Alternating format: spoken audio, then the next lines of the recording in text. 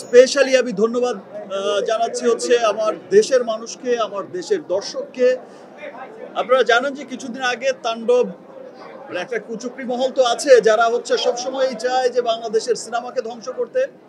বাংলাদেশের সিনেমা আজ যেখানে পুরো বিশ্বে ছড়িয়ে যাচ্ছে, পুরো বিশ্বে খুব সম্মানের সাথে গর্বের সাথে চলছে, সেই সময়ে এসে একটা বাজে মহল, খারাপ মহল সবসময় চায় যে আমাদের সিনেমা যেন ধ্বংস হয়ে যায়, আমরা যেন ভালো সিনেমা না বানাতে পারি।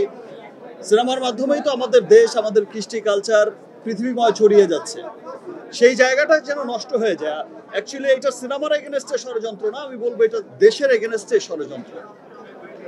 আর সেই জাতি হচ্ছে সবচেয়ে উন্নত থাকে যে জাতির সাংস্কৃতিক দিক থেকে সবচেয়ে এগিয়ে যায়। আমরা আমাদের সিনেমাকে নিয়ে, আমাদের কালচার, কৃষ্টি কালচারকে নিয়ে আমরা যখন পুরো বিশ্বে ছড়িয়ে যাচ্ছি, সেই মুহূর্তেই দেখেন যে পাইরেসি করে দেয়। গতবারও আমরা বরবাদের সময় দেখেছি, এবার তো তাণ্ডবে দেখলাম যে আরো আগে পাইরেসি করে দিল। বাট আমি ধন্যবাদ জানাচ্ছি আমার দেশের মানুষকে এবং সমস্ত সিনেমা প্রেমী দর্শকদের। পাইরেসি হওয়ার পরেও এই বাজে মহলটা যেমন বোঝাতে চেয়েছে পাইরেসি হয়ে গেছে, সিনেমা আর চলবে না, সিনেমার সেল নেই, এই যে হোসেন ভাই বলছে যে পাইরেসি হওয়ার পর আরো ডিমান্ড বেড়ে গেছে।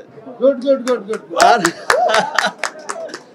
তাণ্ডব ইনশাল্লাহ, আমি গতবারও যেমন বলেছি যে গুলশান টু গুলিস্তান সব জায়গার মানুষকে মুগ্ধ করছে আমাদের সিনেমা। তাণ্ডব দেশে বিদেশে যেখানেই যাচ্ছে সেখানেই মানুষের মনে তাণ্ডব লাগিয়ে যাচ্ছে।